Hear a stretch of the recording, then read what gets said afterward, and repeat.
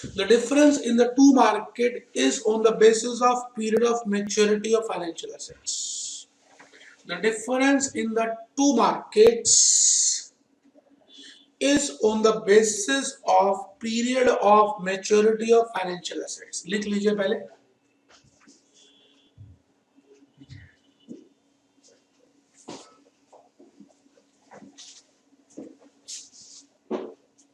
बेटे मैं आपसे कह रहा हूं कैपिटल मार्केट में हम जो पैसे लगाते हैं वो लॉन्ग टर्म इंस्ट्रूमेंट्स के लिए लगाते हैं और जो मनी मार्केट में पैसे लगाते हैं वो शॉर्ट टर्म के लिए लगाते हैं.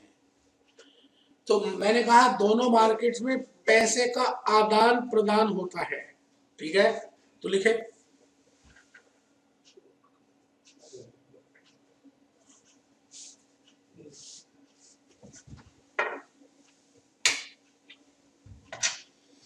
money market deals with transactions in short term instruments. Underline कर दीजिए within a period of maturity of 1 year or less. बेटे लेस के स्पेलिंग नहीं लिखे हुए, और लेस देन 1 year. ठीक है जी. तो money market deals with the transactions in short term. आराम से लिखेंगे जी, पहले लिखेंगे लिखेंगे लिखेंगे आराम से.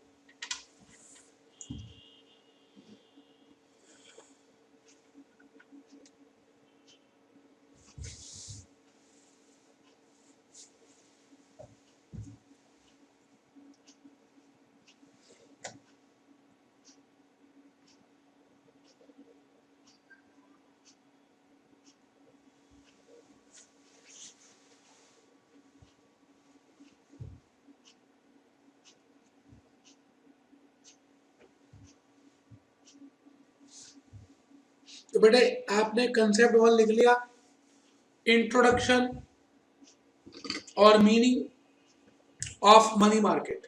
A financial market can be defined as a market in which financial assets are created and transferred. Financial assets को क्रिएट किया जाता है और ट्रांसफर कर दिया जाता है.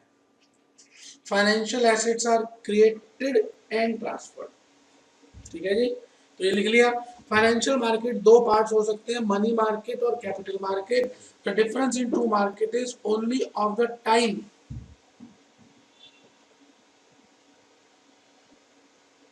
Money market deals with the transactions in short term instruments. ये भी लिख लिया. चलिए जी, ई पॉइंट के बाद एफ में आ जाइए.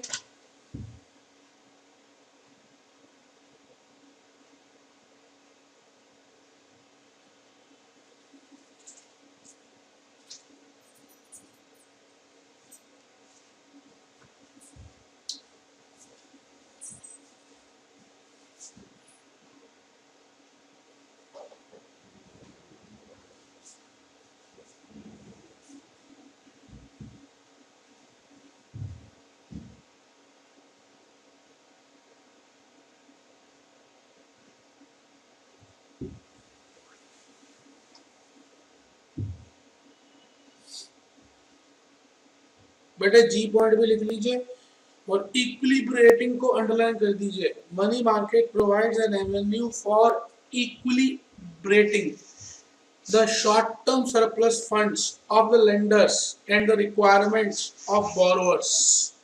तो बेटे कंसेप्ट 1 के बाद कंसेप्ट 2 लिख लीजिए, फिर मैं समझाना शुरू करूंगा. Concept 2, money market instruments. Money market instruments कौन कौन से होते हैं बेटे? इसके ऊपर थ्योरी बार बार पूछ रहे हैं, तो हम थ्योरी भी डिस्कस करेंगे, प्रैक्टिकल भी करेंगे, दोनों चीजें डिस्कस करनी है बेटे. Money market instruments, treasury bills, commercial paper, certificate of deposit, government securities, call money market, money at call and short notice. आराम से बेटे ई 5 इंस्ट्रूमेंट्स लिख लीजिए. 5 कुंती माता के पुत्र थे.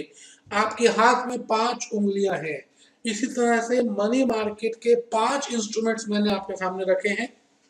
Treasury bills, commercial paper, certificate of deposit, government securities, call money market, that is money at call and short notice. आराम से बेटे, कोई जल्दी है ही नहीं.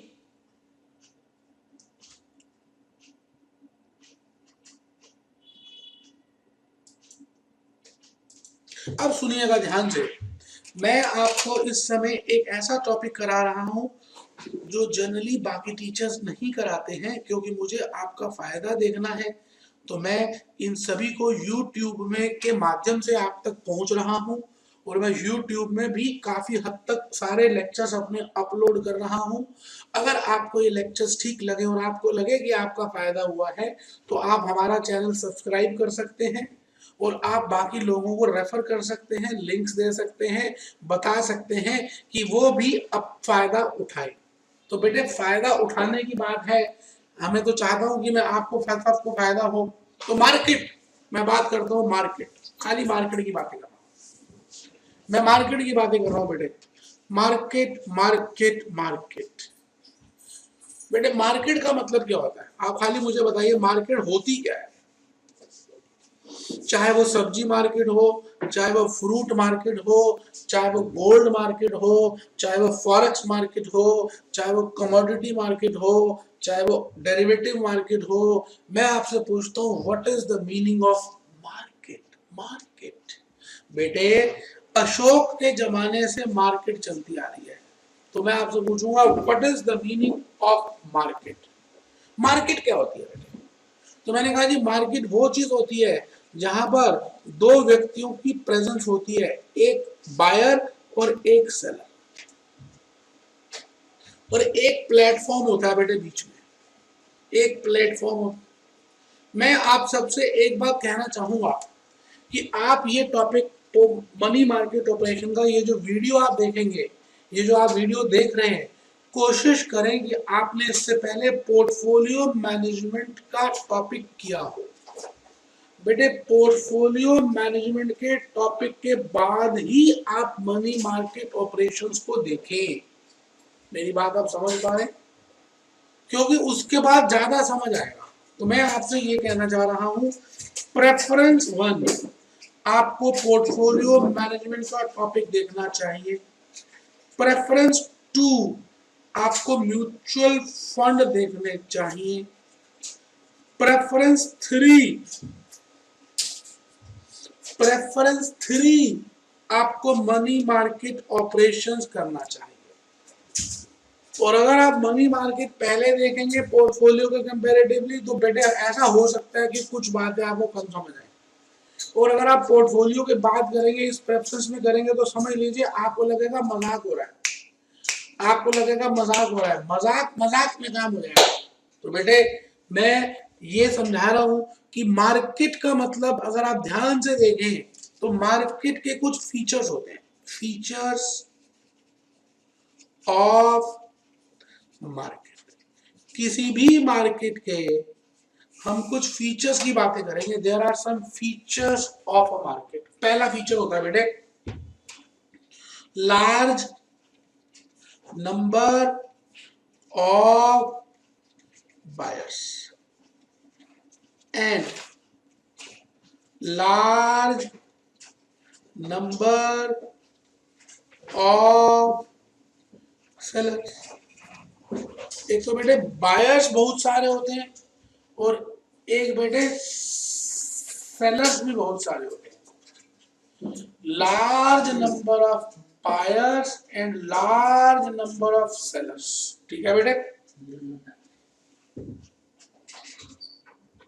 अंडरलाइंग एसेट, अंडरलाइंग एसेट, एक अंडरलाइंग एसेट होता है जिसको खरीदा जाता है। Underlying asset is being bought, underlying asset को हम खरीदते हैं एंड सोल्ड, उसी को खरीदते हैं और उसी को बेचते हैं। अब बेटे अंडरलाइंग एसेट क्या हो सकता है? मैंने कहा इस दुनिया की कोई भी चीज बिक सकती है और कोई भी चीज खरीदी जा सकती है। जैसे मैं कहता हूँ फॉरेन करेंसी, मैं कहता हूँ कमोडिटीज, कमोडिटी को खरीद सकते हैं बेच सकते हैं। गोल्ड, गोल्ड को खरीद सकते हैं बेच सकते हैं। बेटे पैसा, पैसा, पैसे को भी खरीदा जाता है और बेटे पैसे को भी बेचा जाता है। मैं कहता हूं अंडरलाइंग एसेट इस दुनिया में कोई भी हो सकता है। अब बात समझ पा रहे? तो बेटे बेटे foreign currency, commodity, gold, Money, anything can be bought or anything can be sold. This anything can be underlying asset. तो तीसरा फीचर क्या होता होगा मार्केट का, किसी भी मार्केट का, there are some rules and regulations. बेटे हर मार्केट के कुछ ना कुछ तो जरूर रूल्स होते होंगे और रेगुलेशंस होती होंगी, कोई अथॉरिटी उसको मैनेज करती होगी, मॉनिटर करती होगी, और कुछ रीति रिवाज होंगे। बेटे इस दुनिया में हम कोई भी काम करते हैं तो बेटे रीति रिवाज होते ही हैं। मैंने तो वैसे ही बताना शुरू किया कि मार्केट का मतलब क्या होता है। और मार्केट में अगर आप देखें ध्यान से तो ये सब्जी मार्केट में देखें तो रेडी लगी होती है बेटे, यहाँ पे एक व्यक्ति खड़ा होता है और यहाँ सामान होता है, टमाटर है, सब्जी है, आलू है, प्याज है, हरी मिर्च है, धनिया है, अलग अलग तरह का सामान वो बेचता है और वो आवाज लगा रहा होता है, टमाटर, भिंडी, केला, ये आवाज लगाता है बेटे।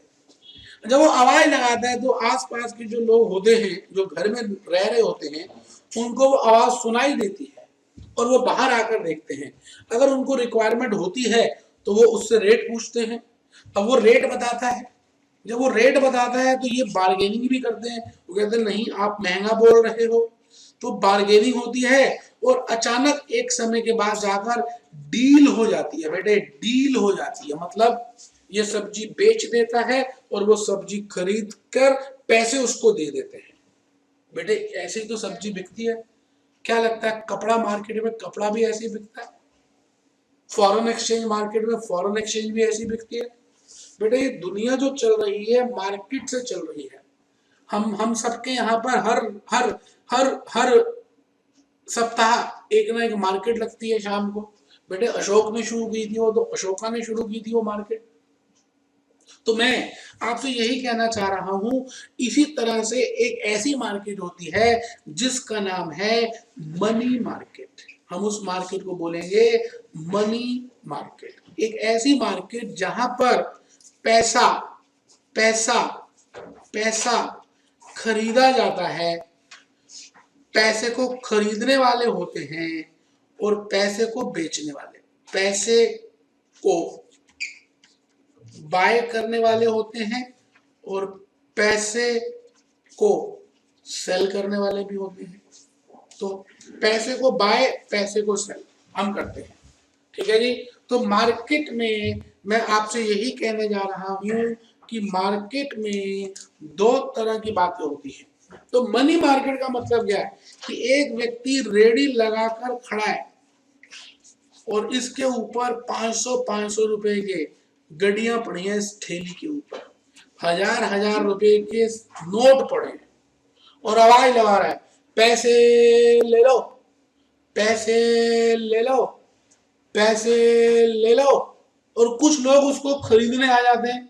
अब बेटे इन दोनों में एक समानता है, जो बेच रहा है पैसे उसके पास कैश है और जो खरीद रहा है पैसे उसके पास कैश नहीं है। बेटे खरीदते हैं वही चीज है जो हमारे पास नहीं होती, ये बात तो हमें मालूम ही। तो बेटे मनी मार्केट में पैसा बेचा जाता है और दूसरा व्यक्ति पैसे को खरीद लेता है। और बेटे मार्केट में एक बात तो बिल्कुल पक्की है कि जो सामान बेचता है उसको तो जब तक फायदा नहीं होगा वो बेचेगा ही नहीं। इसका मतलब जब वो 500 रुपए की गड्डियां बेचेगा या 1000 रुपए की गड्डियां बेचेगा, मान लेते 10 गड्डियां बेच दी, 10 लाख रुपए। बेटे एक गड्डी 1000 रुपए की जो आता बंडल उसमें 100 नोट होते हैं, तो बेटे एक गड्डी 1 लाख रुपए की हुई। एक बंडल 1 लाख रुपए का हुआ, तो 10 बंडल कितने के हुए बेटे 10 लाख रुपए। अब एक सेलर है, उसके पास सरप्लस पैसे है। सुनना जरा ध्यान से, आप सुन नहीं रहे, आप ढीले होकर बैठ गए। बेटे ये खून निकालकर समझाने की कोशिश कर रहा हूं, आप दूर हैं फिर भी मैं चाहता हूं कि आप मेरी बातों को सुनिए सुनिए सुनिए सुनिए। मैंने कहा कि आपके पास 10 लाख कैश सरप्लस है, एक्सेस है, एक्सेस है, एक्सेस है, आपको उसकी जरूरत नहीं है। लेकिन आप चाहते हैं कि अगर आप इसकी कहीं पर इन्वेस्टमेंट कर दें, अब इन्वेस्टमेंट कर दें तो उस पे आप कमाई कर सकते हैं, उस इन्वेस्टमेंट पे कमाई हो सकती है, उस इन्वेस्टमेंट में रिटर्न आ सकता है। लेकिन बेटे, मेरे बेटे, ये जो रिटर्न है, ये जो इन्वेस्टमेंट है, दो तरह की हो सकती है। एक तो शॉर्ट टर्म पीरियड के लिए और एक हो सकती है लॉन्ग टर्म पीरियड के लिए। आपको मालूम ही है कि हम 11वीं क्लास से पढ़ते आए हैं, अगर हम 1 साल या उससे कम के लिए इन्वेस्टमेंट करें, 1 साल या उसके कम के लिए इन्वेस्टमेंट करें, तो बेटे उसको बोलते हैं शॉर्ट टर्म इन्वेस्टमेंट। और अगर 1 साल से ज्यादा की इन्वेस्टमेंट करें तो उसको बेटे लॉन्ग टर्म बोलते हैं। अब आप ये बताइए, एक व्यक्ति है, एक कंपनी है इन्फोसिस, सुनिएगा ध्यान से, मैं प्रैक्टिकल लेके चल पड़ा। इन्फोसिस की बैलेंस शीट देखें तो ये कैश रिच कंपनी है, इसके पास कैश बहुत पड़ा है और यहां पर एक्सेस कैश है इसकी बैलेंस शीट के एसेट साइड में। मैं अभी ऐसे ही फॉर्मेट समझा रहा हूं, फॉर्मेट तो नहीं बता रहा, खाली बैलेंस शीट में वैसे आइडिया देना चाहता हूं। अब ये जो कैश रिच कंपनी है, ये 10 करोड़ रुपए पड़े हुए जी इसके पास, यहां पर हद कर दी। अब 10 करोड़ रुपए या तो ये इसके शेयर्स खरीद सकते हैं। अब बेटे शेयर्स खरीदेंगे तो ये लॉन्ग टर्म इन्वेस्टमेंट है, लेकिन इस कंपनी को कुछ दिनों के बाद पैसों की जरूरत भी है। और दूसरा ये ऑप्शन क्या लेके आ सकते हैं कि ये बैंक की एफडी में जमा करा दें,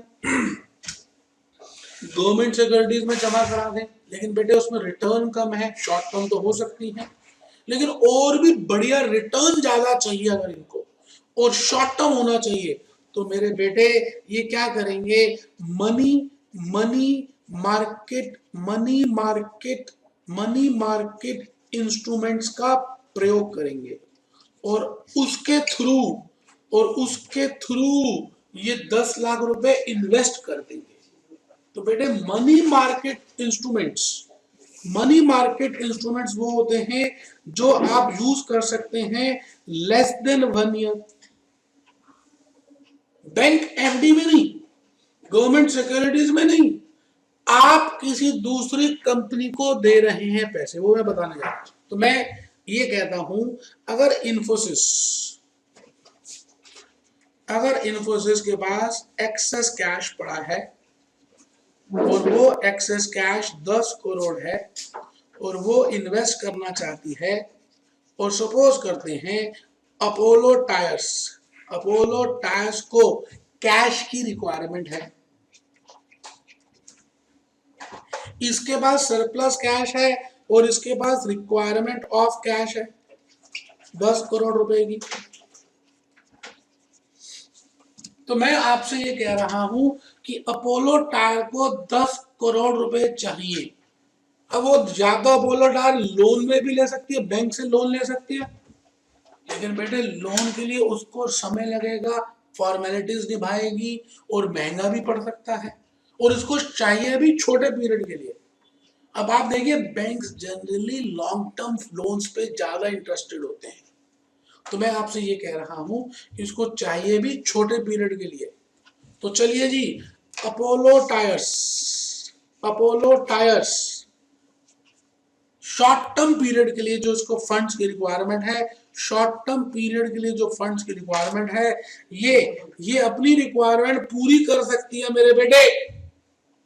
कहां से? पैसे लेकर। किससे? इन्फोसिस।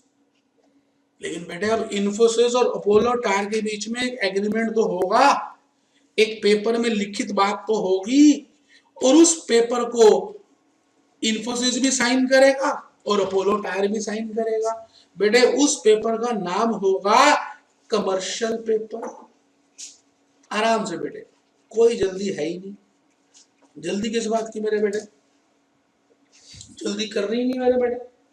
मैं आपसे यही तो बात कह रहा हूं मेरे बेटे कि अगर एक कॉर्पोरेट एंटिटी दूसरी कॉर्पोरेट एंटिटी को पैसे देती है एक्सेस कैश उसके पास पड़ा है और उसको रिक्वायरमेंट है। जैसे सब्जी बेचने वाले के पास एक्सेस सब्जी है और लोगों को खाने की जरूरत है, तो लोग उससे खरीद लेंगे, लोग उससे खरीद लेंगे और वो बेच देगा।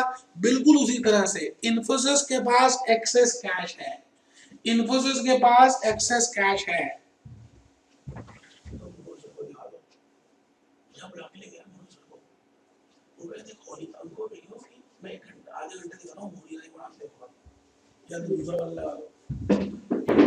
उनके पास एक्सेस कैश है, इन्फोसिस के पास एक्सेस कैश है, और बेटे अपोलो टायर्स को कैश की रिक्वायरमेंट है। तो मैं कहता हूं इन्फोसिस उधार में देगी क्या, क्या देगी, पैसे देगी और क्या। इन्फोसिस इन्फोसिस इन्फोसिस उधार में पैसे देगी किसको, किसको, अपोलो, अपोलो टायर्स को, अपोलो टायर्स को। बेटे ये 10 लाख नहीं देगी, मान लेते हैं अपोलो टायर्स को कैश की रिक्वायरमेंट है,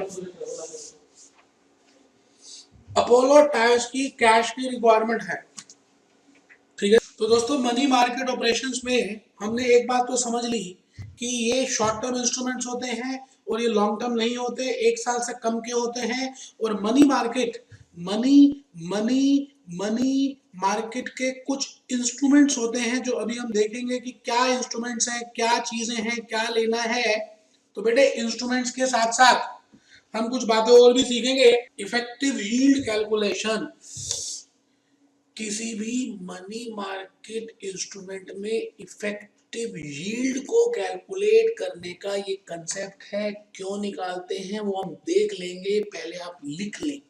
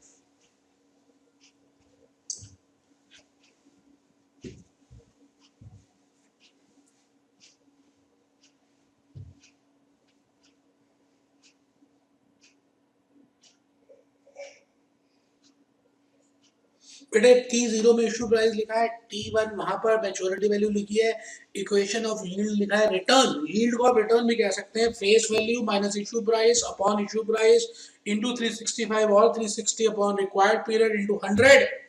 बेटे एक बार सी पॉइंट और डी पॉइंट लिख लें, बाकी का काम मेरा।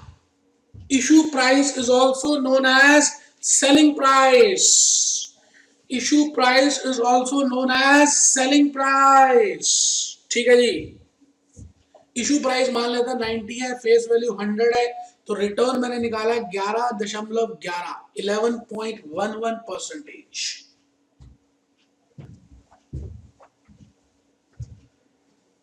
11.11%।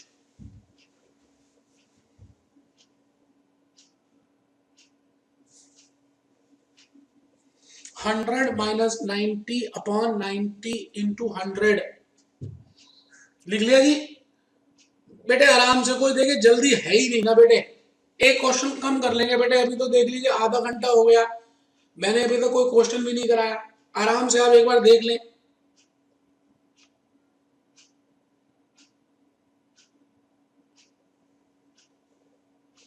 चलिए कंसेप्ट नंबर 4 और 5 लिखना पड़ेगा, फिर मैं कुछ बोलूंगा दोस्तों। तो कंसेप्ट नंबर 4 लिख लें, calculation of issue price under MM instruments. Modi Gilani and Miller नहीं है, money market instruments, calculation of issue price under money market instruments.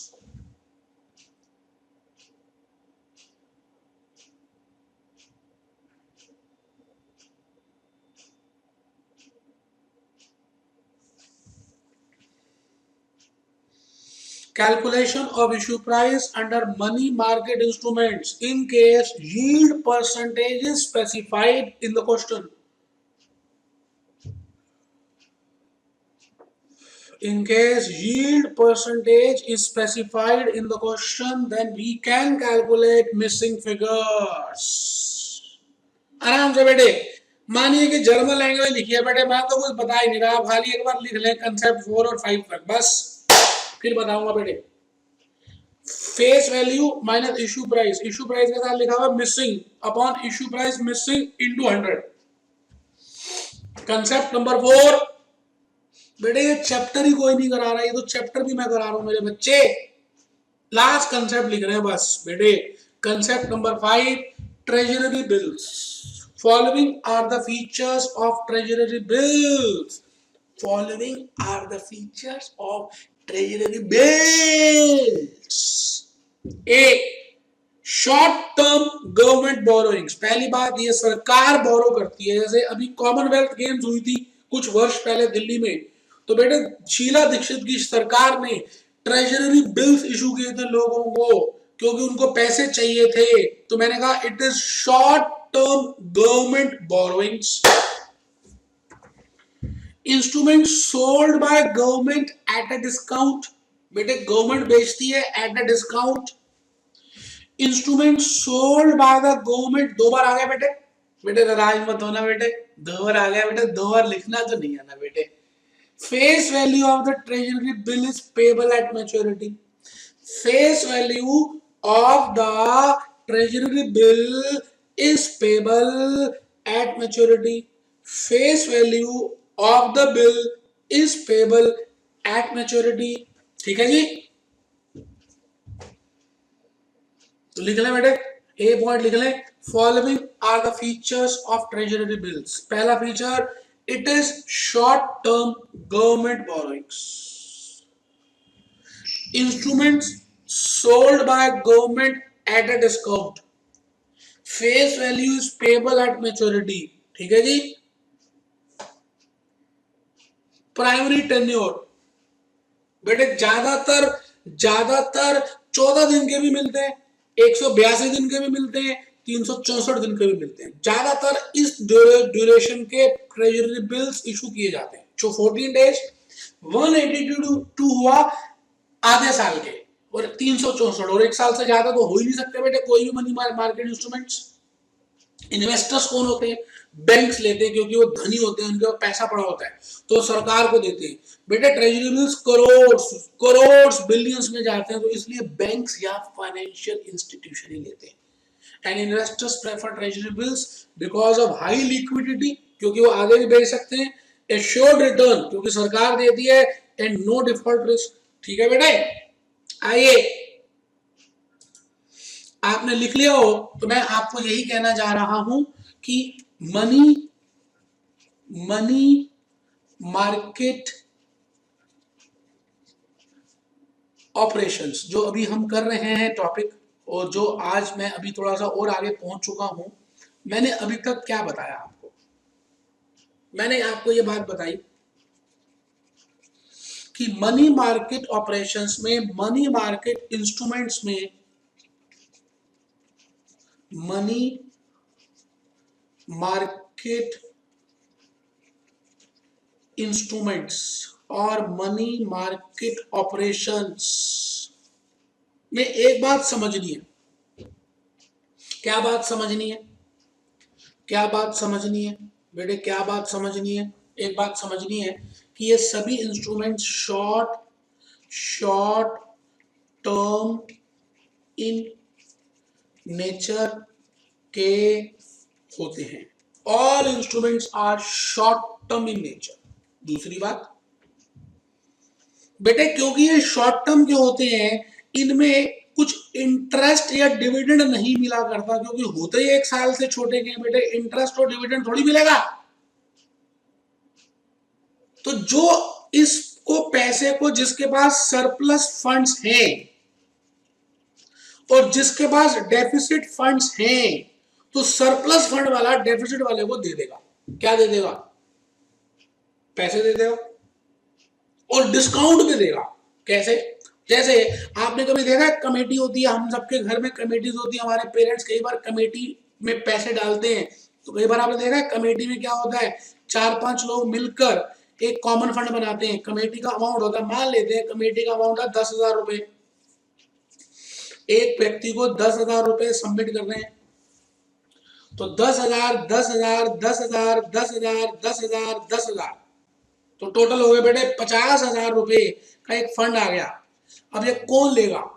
बेटे आप ये बताइए कि इसमें एक व्यक्ति है रामलाल, और रामलाल को पैसों की जरूरत है, ये पैसों की रिक्वायरमेंट है। अब ये पैसों की रिक्वायरमेंट एक तो बैंक से भी ले सकता है, लेकिन बेटे बैंक के अंदर बैंक से लोन लेने में बड़े झंझट है। वो इनकम टैक्स रिटर्न मांगेंगे, वो गारंटी मांगेंगे, वो कुछ ना कुछ और चीजें मांगेंगे, वो कुछ ना कुछ प्रॉपर्टी आपकी वो प्लेज कर देंगे, और टाइम भी लगेगा। और बेटे वो छोटे छोटे लोन देते भी नहीं, वो तो इंटरेस्टेड होते हैं बैंक्स लंबे लोन देने में। तो बेटे रामलाल बैंक के पास तो बिल्कुल भी नहीं जा सकता या नहीं जाएगा। और बेटे उसको पैसे भी थोड़े दिनों के लिए चाहिए। मान लेते हैं कि आने वाले दिनों में दिवाली आने वाली है, आने वाले दिनों में दिवाली आने वाली है, और बेटे दिवाली में उसको पटाखे खरीदने, और पटाखे खरीदने क्योंकि उसको दुकान लगानी है, और बेटे वो 15-20 दिन महीने का काम है। ऐसा मान के चलो कि इस व्यक्ति को 1 मंथ में ही पटाखों को बेचना है, और इसको लगभग 50,000 से 1 लाख रुपए की जरूरत है, क्योंकि उसको पटाखे खरीदने, और 1 महीने में प्रॉफिट कमा लेगा, फिर उसके बाद आराम से बैठेगा। तो बेटे ये क्या करेगा, कमेटी से पैसे उठाने की कोशिश करेगा। ये पांचों दोस्त हैं बेटे, एक दूसरे को जानते हैं, रिश्तेदार भी हो सकते हैं, पड़ोसी भी हो सकते हैं। अब बेटे इसमें क्या होगा, ये पांचों व्यक्ति 5-5 हजार रुपए जमा कराएंगे, और इसकी बोली होगी बेटे, बोली लगाई जाएगी। अब बेटे बोली किस चीज के लगाते हैं? बेटे बोली ना डिस्काउंट की लगाते हैं बेटे। बेटे जो बोली लगती है वो डिस्काउंट की लगती है, जो बोली लगती है वो डिस्काउंट की लगती है। क्या मतलब? क्या मतलब डिस्काउंट की बोली कैसे लगती है? मतलब हम 50,000 रुपए की अमाउंट की जगह बोलेंगे क्या, 5,000 का डिस्काउंट, मान लेते हैं 5,000 का डिस्काउंट हो गया। एक बेसिक फिगर से वो शुरू होगा, इसकी बोली लगेगी 5,000 डिस्काउंट में देंगे हम ये तेरे को, मतलब हम देंगे 45 और मानेंगे क्या कि रामलाल को कितने दिए, 50। बाकी 5,000 का जो प्रॉफिट है वो बेटे डिस्ट्रीब्यूट हो जाएगा आपस में। तो डिस्काउंट की बोली लगेगी 5,001, 5,002, 5,000, 2.5। अब मान लेते हैं किसी दूसरे व्यक्ति को और ज्यादा पैसों की जरूरत है, तो वो 6,000 मान लेगा, 6,001, 6,002, 6,000, 2.5, 6,000, 6,000 तो बेटे इस तरह से बोली लगती है। मान लो कि 10,000 रुपए पे बोली जाकर रुक गई और 3 बार आ गया, 10,001, 10,002, 10,000, 2.5, 10,000, 6,000, 10,003। चलिए जी 10,003 हो गया। इसका मतलब रामलाल को 40,000 रुपए मिल जाएंगे। कितने मिलेंगे? 40,000 रुपए मिलेंगे बेटे रामलाल को। रामलाल को 40,000 रुपए मिलेंगे, और हम मानेंगे कि हमने उसको 50,000 दिए हैं, और 10,000 रुपए का जो प्रॉफिट होगा ये सभी लोग आपस में डिस्ट्रीब्यूट कर लेंगे। डिस्ट्रीब्यूट कर लेंगे मतलब हर व्यक्ति क्या करेगा, हर व्यक्ति क्या करेगा, हर व्यक्ति क्या करेगा, 5,000, 10,000 की जगह कितने पैसे देगा बेटे, कितने पैसे देगा बताइए? 8,000 रुपए देगा, 8,000 रुपए देगा, 8,000 रुपए देगा, और हम मानेंगे कि उसने कितने पैसे दिए, 10,000। तो बेटे जो 2,000 रुपए का डिस्काउंट है हर व्यक्ति को प्रॉफिट मिल जाएगा, क्योंकि उन्होंने अपने पैसे रामलाल को दिए। रामलाल से इंटरेस्ट तो नहीं ले सकते क्योंकि ये शॉर्ट टर्म पीरियड का इंस्ट्रूमेंट है, तो हम क्या करेंगे, उससे डिस्काउंट लेंगे। तो डिस्काउंट कैसे होगा, जैसे मैंने कहा ये T0 है और ये T12 है। T0 का मतलब है टाइम इंटरवल 0। तो बेटे इसमें इसमें क्या होगा, हम उसको 40,000 देंगे और वो हमें कितने पैसे देगा, 50,000। हम मानेंगे 50,000। तो बेटे आप बात समझ रहे हैं, बिल्कुल वैसे ही करने वाले हैं जैसे अभी तक हमने किया। तो कमेटियों की बातें होंगी, हम कमेटी की बातें करेंगे। तो चलिए जी शुरू करते हैं। मैं सबसे पहला इंस्ट्रूमेंट शुरू करूंगा ट्रेजरी बिल्स। तो बेटे आराम से पेपर में देखेंगे, थ्योरी भी आती है, प्रैक्टिकल भी आता है। ट्रेजरी ट्रेजरी बिल्स बेटे कौन इशू करता है, मैंने कहा गवर्नमेंट। गवर्नमेंट यहां पर बॉरोवर है,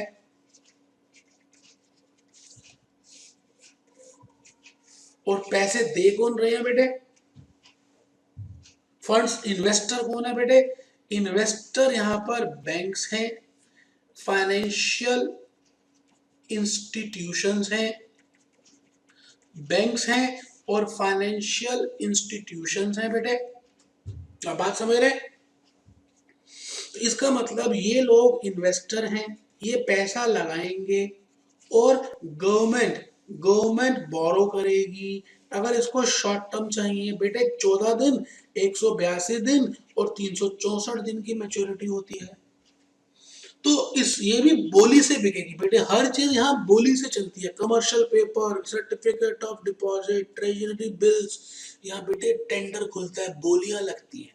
जो सबसे ज्यादा बोली लगाएगा, डिस्काउंट की बोली जो सबसे ज्यादा लगाएगा, हम उसको दे देंगे। और बेटे इसमें क्या होता है, जैसे एक सरकार को कोई काम करने हैं, कॉमनवेल्थ गेम्स थी, ब्रिज बनाना है और सरकार के पास पैसे नहीं है, तो सरकार उधार लेगी और उधार वापस करेगी, लेकिन उसमें इंटरेस्ट नहीं होगा बेटे, इंटरेस्ट नहीं होगा। क्या होगा, डिस्काउंट होगा। तो जैसे मान लेते हैं 1 लाख रुपए का एक फेस वैल्यू है, एक एक मनी मार्केट इंस्ट्रूमेंट की 1 लाख रुपए की, मतलब ट्रेजरी बिल की चेहरे की कीमत। चेहरा क्या देखते हो, गाना सुना होगा बेटा। फेस वैल्यू, चेहरे की कीमत, चेहरे चेहरे की कीमत, चेहरे की कीमत है बेटे 1 लाख रुपए। अब एक बच्चा कह रहा हो ई की मात्रा कम डाली, मास्टर आपने कीमत में छोटी ही लिख दी। कोई बात नहीं बेटे, प्यार है ना, थप्पड़ मारूंगा आपको, छोटी लिख दी, ये कर दी, वो कर दी। मैं आपसे क्या कह रहा हूं, आप सुनिए मेरे ध्यान से।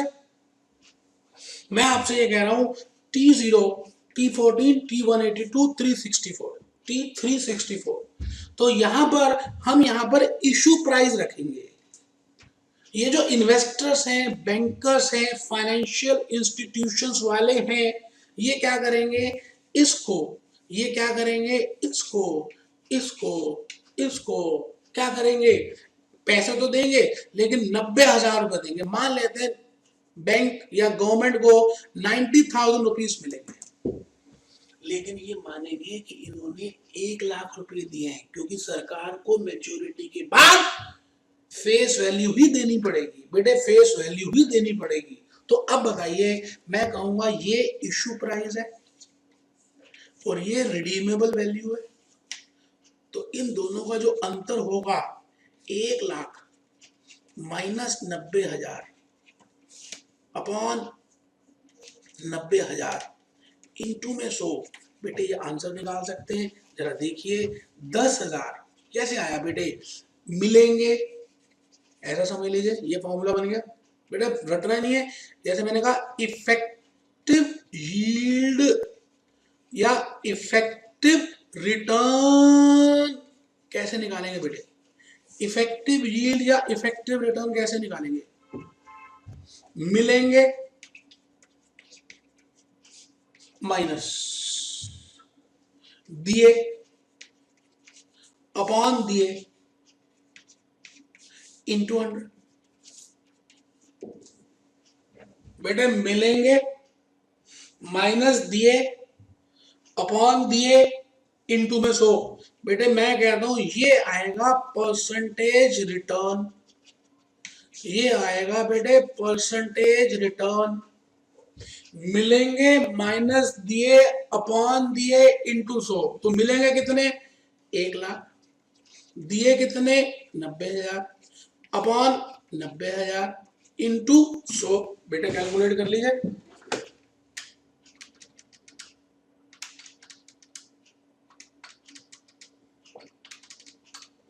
ये आ गया बेटे 11.11%, 11.11% बेटे आ गया। 1,00,000 माइनस 90,000 अपॉन 90,000 इंटू 100, तो बेटे इसको हम कहते हैं 11.11%। तो बेटे ये रिटर्न हो गया। तो इस तरह से हमने निकालना है मनी मार्केट इंस्ट्रूमेंट्स और मनी मार्केट ऑपरेशंस। ठीक है जी, मनी मार्केट इंस्ट्रूमेंट्स कह दें या मनी मार्केट ऑपरेशंस कह दें, इसमें बेसिकली हम 3 तरह के इंस्ट्रूमेंट्स करने वाले हैं। एक ट्रेजरी बिल्स, दूसरे certificate of deposit, certificate of deposit, और तीसरा सर्टिफिकेट ऑफ या सर्टिफिकेट नहीं मेरे बेटे कमर्शियल पेपर, कमर्शियल पेपर। बेटे 3 लिख रहे हैं, treasury bills, certificate of deposit, commercial paper. Treasury bills, certificate of deposit, commercial paper. बेटे तीनों के तीनों पे थ्योरी जरूर आ रही है, और बेटे कई बार तो प्रैक्टिकल भी आ गया, इसलिए मैं चाहता हूँ आप प्रैक्टिकल भी ध्यान से देखें। तो मनी मार्केट इंस्ट्रूमेंट्स में हम तीनों तरह के इंस्ट्रूमेंट्स को ध्यान से देख रहे हैं। मैं ये कह रहा हूं कि बेटे treasury bills, certificate of deposit और कमर्शियल पेपर, बेटे ये गवर्नमेंट बोरो करती है, बेटे ये बैंक्स बोरो करते हैं, और बेटे ये एक कॉर्पोरेट एंटिटी बोरो करती है, कॉर्पोरेट एंटिटी बोरो करती है। आप मेरी बात समझ रहे हैं बेटे? बेटे सभी का पीरियड तो लेस देन 1 ईयर ही होता है, ये बात तो बिल्कुल ही क्लियर है। Less than 1 year, less than 1 year, less than 1 year. बेटे सभी का टाइम पीरियड 1 साल से छोटा ही होता है। तीसरी बात बेटे ये डिस्काउंट में दिए जाते हैं, issued at discount, issued at discount, issued at discount. और बेटे बेटे redeemed at face value, redeemed at face value, redeemed at face value। आराम से बेटे, बेटे आराम से, treasury bills, certificate of deposit, commercial paper, redeemed at face value, redeemed at face value, redeemed at face value। And इनका return कैसे निकालते हैं बेटे? सभी में ऐसे ही करते हैं, face value minus issue price upon issue price into 100, या ऐसा समझ लीजिए फेस वैल्यू रिडीमेबल वैल्यू होती है बेटे। हर किसी केस में हम इसी तरह से अपनाते हैं। तो redeemable value minus issue price upon issue price into में 100। क्या लगता है जी, ये बात सबको समझ आ रही है? तो आइए आइए मेरे दोस्त, मेहरबान कदरदान, आइए हम थोड़ा सा और आगे चलें और लाइफ में कुछ क्वेश्चंस को देख लें बेटे। तो मैं आता हूं कमर्शियल पेपर में। तो जैसा मैंने आपको अभी अभी बताया, कमर्शियल पेपर एक कंपनी दूसरी कंपनी को, एक कॉर्पोरेट एंटिटी दूसरी एंटिटी को अगर पैसे देती है फॉर शॉर्ट टर्म, थोड़े समय के लिए, थोड़े समय के लिए, तो मैं आपसे ये कहना चाहता हूं, इस दोनों के पेपर को हम बोलते हैं कमर्शियल पेपर। इसी तरह से अगर मैं कॉर्पोरेट एंटिटी हटाकर बैंक लिख दूं, एक बैंक जब बोरो करता है बाहर से, तो इसका क्या नाम है? Certificate of deposit.